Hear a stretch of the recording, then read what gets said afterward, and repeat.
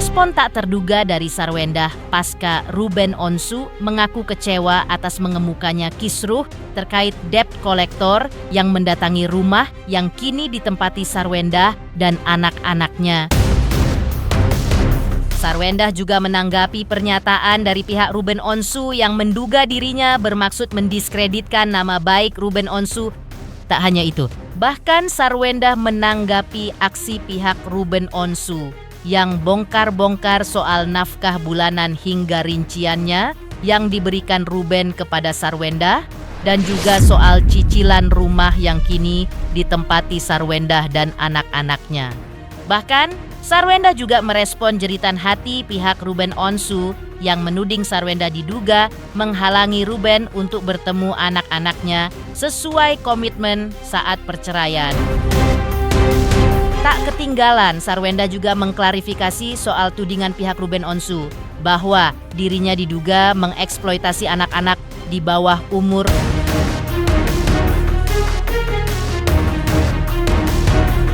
Pemirsa, bersama Intens Investigasi, kami hadirkan kabar terkini, terpercaya, dan teraktual.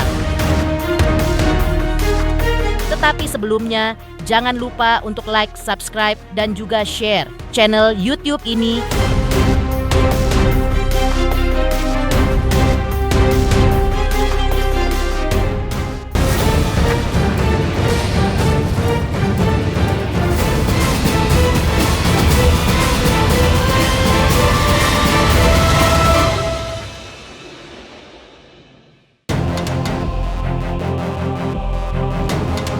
Perseteruan panas yang terjadi antara Ruben Onsu versus Sarwendah terkait kisruh kedatangan debt collector ke rumah Sarwendah kini berbuntut panjang. Usai Ruben Onsu yang diwakili kuasa hukumnya menggelar konferensi pers, maka kali ini giliran pihak Sarwendah yang kembali melakukan konferensi pers dan memberikan tanggapannya atas berbagai pertanyaan dari pihak Ruben Onsu.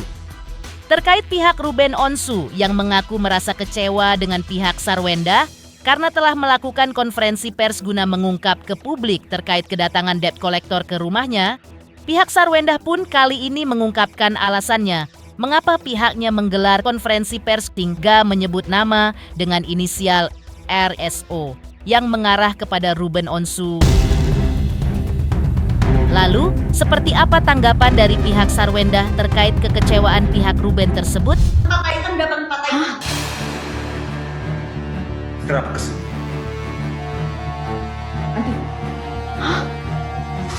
Tunggu ya, tunggu obat tolong. Kamu jangan keluar. Jangan keluar. nih. Ya nggak apa-apa, ada Wendy di sini. Iya maksudnya ngomong. Oh ya udah.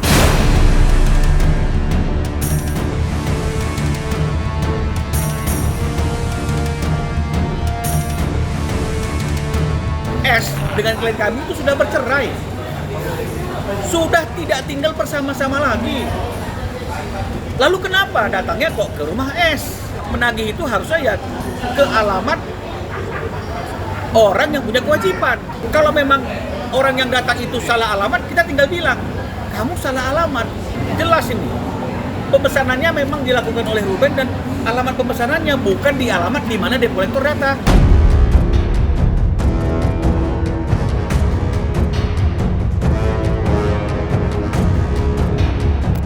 Sekali kami kaget karena kami bicaranya hanya debt collector, lalu Bang Minola bicara soal anak dan lain-lain. Pembicaraan saya dengan Bang Minola dalam sebuah pertemuan memang membicarakan hal-hal lain itu, tapi kami tidak tahu bahwa akhirnya sampai dikonsumsi sebagai konsumsi publik seperti ini. Ya, tetapi karena memang sudah dibicarakan ya kami sampaikan.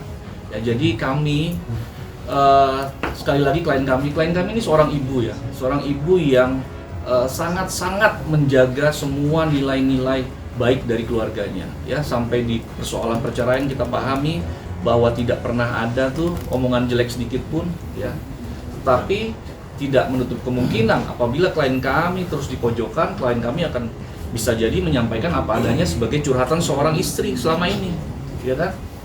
Jadi kami tidak mau juga larut di dalam situasi itu. Kami hanya ingin satu ya, tidak lagi kami disudutkan terkait masalah biaya-biaya hidup, karena biaya-biaya hidup itu jujur saja itu adalah sebuah kesepakatan Bahkan Wenda dalam chatnya ada buktinya juga, tapi kami tidak tunjukkan karena bukti-bukti ini kami bisa pertanggungjawabkan secara hukum ya, dan kepada Tuhan Yang Maha Esa. Jadi kami tidak perlu tunjukkan di depan umum, tapi kami siap pada saat nanti berproses lanjut.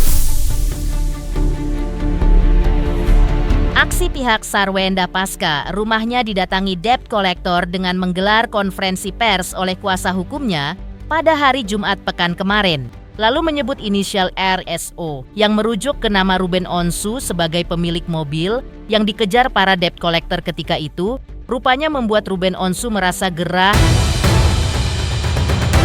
Kuasa hukum Ruben Onsu, yaitu Minola Sebayang pun mempertanyakan urgensi dan alasan pihak Sarwenda sampai menggelar konferensi pers untuk mengungkap persoalan tersebut ke hadapan publik. Aksi itu di mata Ruben Onsu diduga sebagai upaya untuk membesar-besarkan masalah debt collector.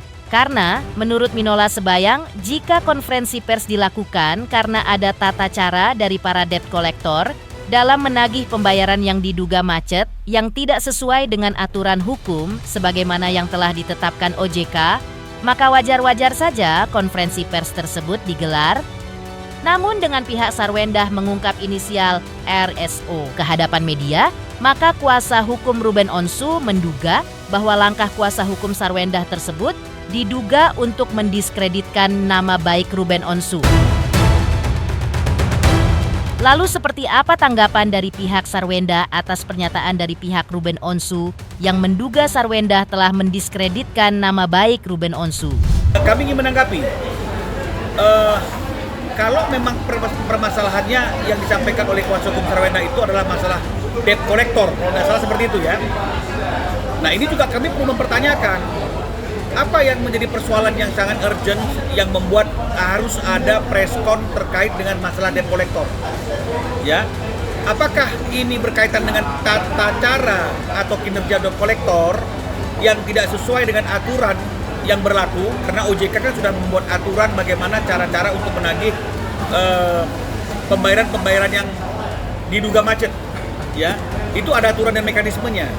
Apakah tujuan preskonnya itu adalah berkaitan dengan masalah ingin menekankan adanya debt collector yang melakukan kerjanya di luar jam kerja dengan cara-cara yang tidak tepat atau apa? Sehingga sampai harus preskon, ya. Kalau memang misalnya bukan untuk hal itu, berarti artinya patut diduga preskonnya hanya ingin mendiskreditkan klien kami, Ruben. Ingin menunjukkan bahwa Ruben sekarang lagi dalam keadaan yang tidak mampu secara ekonomi, sehingga akhirnya ada tunggakan atau ada debt collector yang mencari-cari dia sampai ke rumah kediaman Sarwenda atau S, ya. Jadi ini yang harus dipertegaskan dulu urgensinya.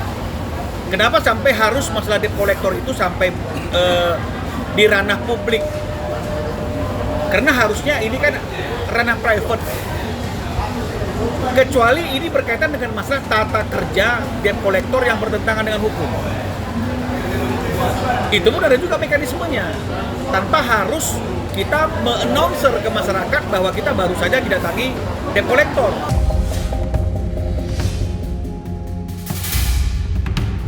Terkait debt collector, tujuan kami menyampaikan, ya, sekali lagi tujuan kami menyampaikan ke media terkait debt collector hanya satu, agar klien kami Sarwenda tidak lagi didatangi oleh debt collector. Itu tujuan kami. Tidak ada maksud lain, tidak ada tujuan lain yang menyudutkan salah satu pihak atau siapapun. Kami berani memastikan bahwa apa yang kami sampaikan terkait kehadiran debt collector tujuannya cuma satu, agar klien kami tidak didatangi lagi oleh debt collector. Klien kami adalah ibu rumah tangga, klien kami adalah wanita, sangat-sangat takut. Jadi itu nyata, ketakutan klien kami terhadap kedatangan debt collector itu nyata. Jadi bukan lagi bicara soal debt collector ini dikaitkan dengan apa yang disampaikan Bang Minola atau mendiskreditkan klien dia, tidak sama sekali. Ya, tetapi pihak-pihak di dalam debt collector ini kan saya harus sampaikan bahwa ada pihak yang namanya RSO. Tapi kami tidak menyudutkan siapapun. Kenapa kami sampaikan di media? Karena pertama, klien kami tidak punya hubungan hukum dengan bank dan tidak punya hubungan hukum dengan debt collector. Lalu bagaimana kami menyampaikan untuk supaya tidak datang, ya? Melalui saya sampaikan agar klien kami tidak lagi didatangi oleh debt collector. Tujuannya hanya itu. Di sisi lain, ketika kuasa hukum Ruben Onsu mempertanyakan mengapa masalah debt collector seakan-akan dibesar-besarkan oleh pihak Sarwendah. Minola Sebayang pun sebelumnya menduga jangan-jangan hal itu ada kaitannya dengan miskomunikasi yang pernah terjadi antara kliennya dengan Sarwendah belum lama ini, di mana Ruben Onsu selama ini selalu menanyakan haknya untuk bertemu dengan anak-anaknya. Menurut kuasa hukum Ruben, ada salah satu komitmen pasca perceraian yang sempat dilanggar Sarwendah, yaitu hak Ruben Onsu untuk bertemu anak-anaknya 2-3 kali dalam seminggu. Pihak Ruben menuding Sarwendah melanggar komitmen tersebut. Lalu, seperti apa tanggapan pihak Sarwendah terkait pernyataan Ruben Onsu yang mengaku sulit untuk bertemu dengan anak-anaknya? Nah, kenapa kok menjadi suatu hal yang besar yang kemudian harus disampaikan ke ranah publik? Ini yang juga menjadi pertanyaan bagi saya, ya. Apakah ini berkaitan dengan adanya situasi di mana ada keadaan yang tidak baik komunikasinya akhir-akhir ini antara klien kami dengan S? Berawal dari adanya terang menyerang atau counter mengcounter di fanbase-nya S, ya. Kemudian terjadi komunikasi. Apakah ini yang akhirnya kemudian merembet ke hal-hal yang lain? Apakah ini berkaitan dengan Ruben yang selalu menanyakan haknya untuk bertemu dengan anaknya? Ya, karena ada suatu komitmen di mana dalam komitmen itu dikatakan bahwa dalam 1 minggu Ruben memiliki kesempatan 2-3 hari untuk tinggal bersama dengan putrinya. Ini yang sampai hari ini Ruben tidak dapatkan dan masih dia perjuangkan terus. Bahkan untuk mengantar anak pun tidak diizinkan. Nah, ini yang perlu kita klarifikasi. Ini banyak pengalaman Ruben yang dia dihalang-halangi, patut diduga dihalang-halangi untuk bertemu dengan putri-putrinya. Ya, sampai ada suatu event kegiatan balet ya, acara, Ruben itu sudah hadir bawa bunga, tapi kemudian anaknya nggak pernah keluar dari pintu itu, dibelokkan dari pintu yang lain. Nah, jadi ini yang paling penting, anak sama ayah sama anak nggak akan putus hubungan itu.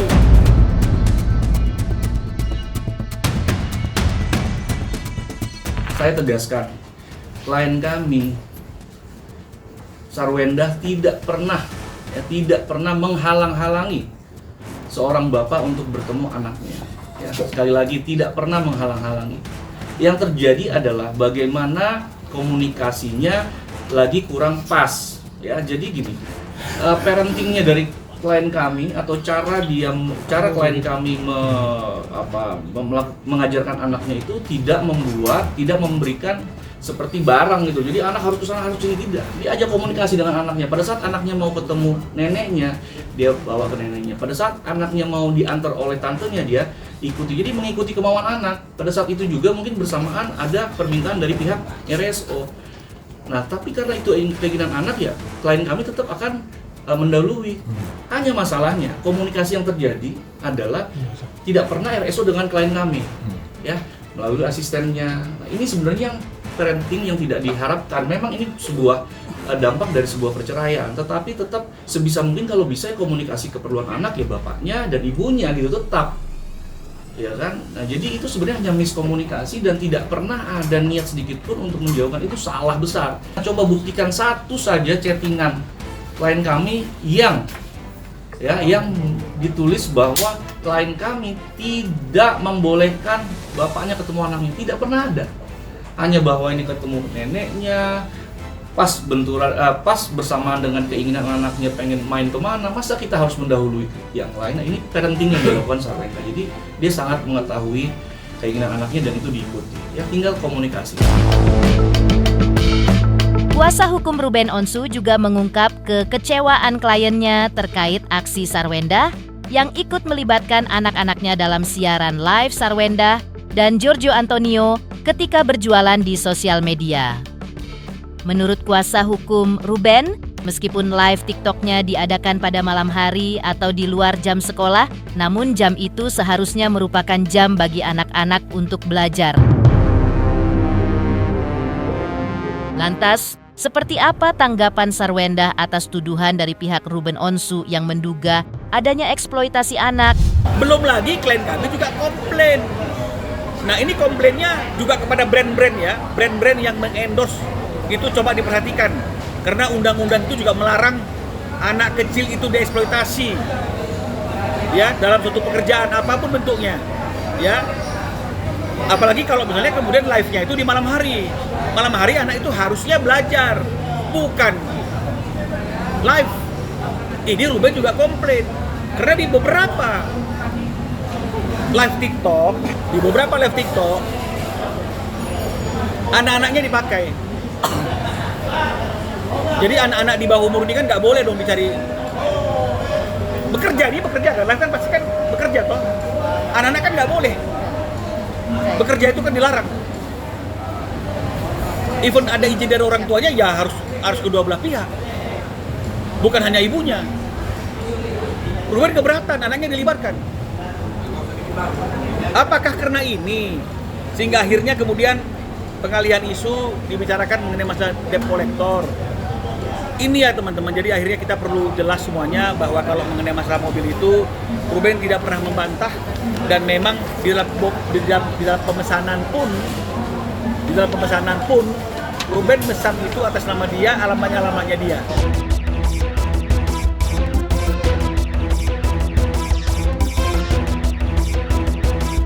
Terkait anak mungkin besar menurut Bang Minola, tapi coba cek situasinya, ya. Ada chat dari anak-anak pun yang tidak dibales sama RSO. Kami punya buktinya, voice note nggak dibales. Sekarang gimana komunikasinya gitu? Jadi memang ini sebuah perceraian, hasil dari sebuah perceraian yang menurut saya memang berdampak pada anak. Tetapi tolong jangan kita bawa ke ranah publik lah soal anak, ya. Itu saya sebenarnya agak kecewa juga, tapi ya nggak apa-apa, kita sudah buka. Yang pasti sekali lagi dari Sarwendah tidak pernah melarang anak-anaknya. Ini kan hal yang lucu ya, maksudnya kami di sini bawa bukti chatnya, pertemuan itu ya, kapan pertemuannya ada dengan anak-anak ya, dan itu tidak 2 bulan kok gitu loh, belum lama kok, masih dalam hitungan minggu. Jadi ini hal-hal yang memang ya dalam kesempatan kali ini kami luruskan. Jadi kami bantah bahwa ada pernyataan 2 bulan tidak bertemu dengan anak-anak, itu tidak ada. Kalau soal anak, kemarin saya sudah komunikasikan juga ya. Pertama, sepanjang satu frame itu ada ibunya nggak ada masalah. Ya, kecuali anaknya aja dengan orang lain, mungkin kita masalah gitu. Tapi coba kita cek juga ya, dari pihak yang keberatan itu pernah nggak menaruh anak juga di dalam videonya dia, di dalam kontennya dia. Saya pikir pernah juga. Ya, jadi bukan cuma klien kami yang membawa anak ke dalam konten, tapi dari pihak yang keberatan juga membawa anak. Mengejutkan, respon Sarwendah usai Ruben Onsu merasa kecewa terkait kisruh debt collector menagih cicilan mobil Ruben Onsu. Seperti apa pula respon pihak Sarwendah terkait Ruben Onsu yang mengaku rutin memberikan uang bulanan sebesar Rp249 juta dan masih turut menyicil rumah yang ditempati Sarwendah dan anak-anaknya.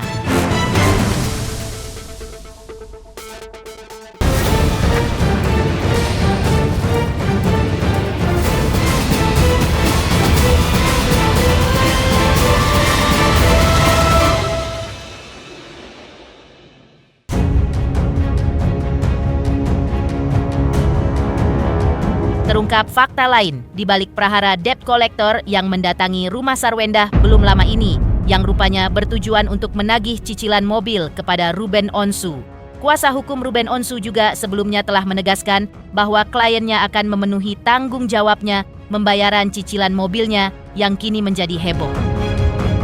Terungkap pula pengakuan dari kuasa hukum Ruben Onsu bahwa kehebohan yang terjadi saat ini adalah lantaran Ruben Onsu ingin mendahulukan nafkah dan kepentingan anak-anak serta mantannya, yaitu Sarwendah, berupa uang pemeliharaan dan uang pendidikan sebagai kewajiban utamanya selaku ayah dan mantan suami.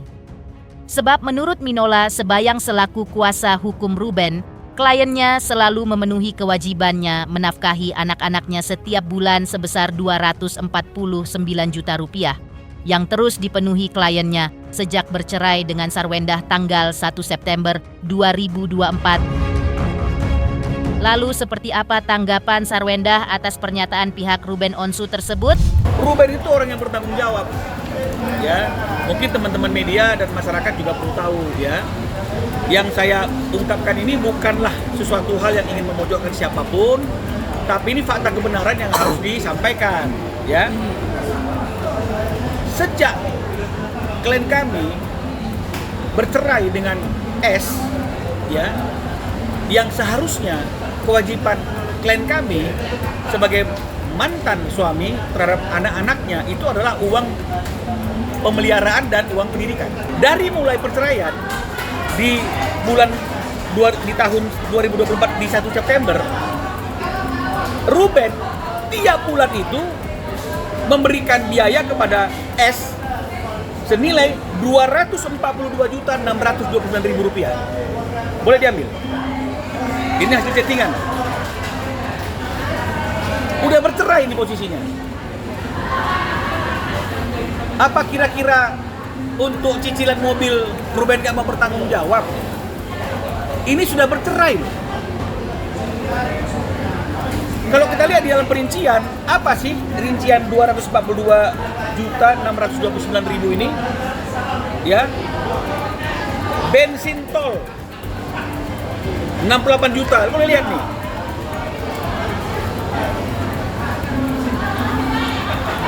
Sarang burung 9,3 juta. Listrik bagi dua, jadi sudah bercerai, yang tinggal di rumah itu adalah S, yang menikmati listrik itu adalah S, tetap harus bagi dua biaya listriknya, 12,9 juta. Drivernya S tetap ada nilainya 7.050.000 rupiah. Gaji pembantu total 242.629, dan ini bukan hanya sekedar catatan dalam chattingan, ya, tapi ini dilengkapi dengan bukti transfer. Apakah hanya bulan September saja di tahun 2024? Tidak. Ini semua catatannya. Itu September, ini Oktober. Oktober di 265 juta. Ada rinciannya. Kebersihan, uang plastik sampah, uang tisu 5,2 juta. Tiap bulan, ya tiap bulan. Karena di September 5,2 juta uang sampah, uang plastik sampah. Di Oktober juga 5,2 juta. Terus, jadi klien kami itu lebih mengutamakan segala sesuatunya adalah demi kepentingan anak dan S yang nyaman. Jadi kadang-kadang kepentingannya dia sendiri pun dia tunda. Apa kepentingan yang dia tunda?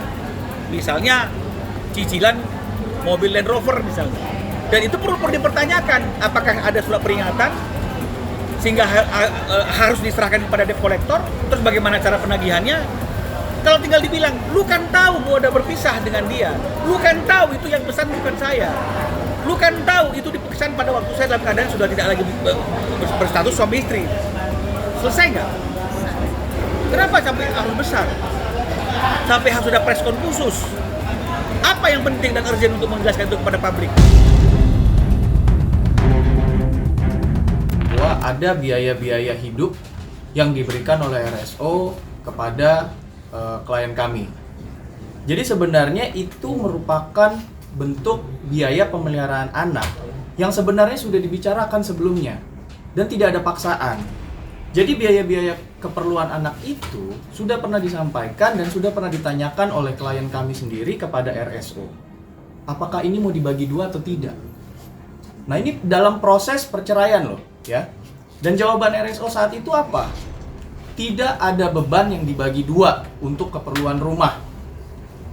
Sampai kapan? Sampai anak-anak selesai kuliah. Dia tanggung jawab sepenuhnya. Jadi justru ada biaya-biaya lain yang klien kami sendiri bayarkan untuk keperluan anak-anak dan tidak ditagihkan kok ke RSO. Itu klien kami diberikan uang saku untuk istri yang jumlahnya sangat terbatas. Lalu kemudian setelah mempunyai anak, tidak ada lagi uang khusus untuk istri. Yang ada hanyalah uang untuk keperluan anak-anak dan keperluan rumah tangga.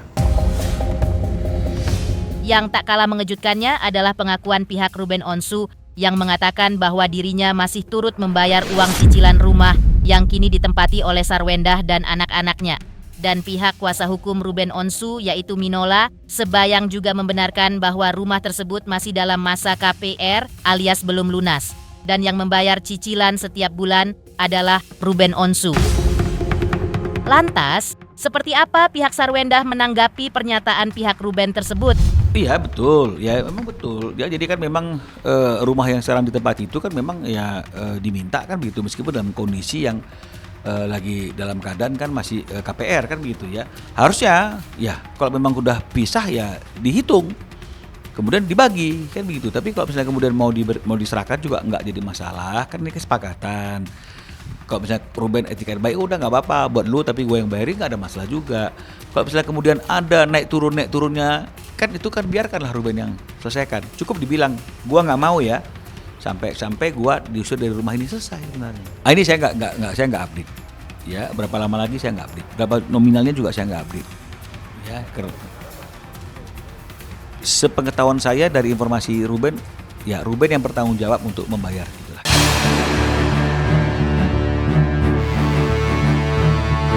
Jadi klien kami itu dalam biaya hidup itu sebenarnya sudah sebuah kesepakatan. Ada chattingan Wenda dengan RSO menyatakan bahwa ini bagaimana? Ini biaya mau kita bagi dua. Menurut RSO adalah tidak usah, saya yang tanggung jawab semua. Sudah pada saat proses-proses itu pihak Sarwenda itu sistemnya juga reimburse. Jadi dibayar dulu baru ditagihkan. Jadi Sarwenda ini bukannya nggak punya duit untuk membayar semua, dibayar, tapi reimburse. Dan reimburse-nya ini bukan dengan paksaan. Misalnya kita reimburse ini harus dibayar, kalau enggak bla bla bla. Enggak, silakan aja bayar semua dengan keikhlasan. Coba bayangi kalau seorang sudah ikhlas, lalu tiba-tiba ada masalah seperti ini, dibuka ini bayar begini, yang menjadi kewajibannya dia pun jadi tidak dilaksanakan. Ini kan masalah akhirnya. Pemirsa Intens Investigasi, jangan lupa saksikan terus Intens Investigasi. Dan pastikan jangan lupa untuk like, subscribe, dan juga komen. Terima kasih juga atas kesetiaan pemirsa, atas pencapaian jumlah subscriber yang kini menuju 4 juta subscriber channel Intens Investigasi.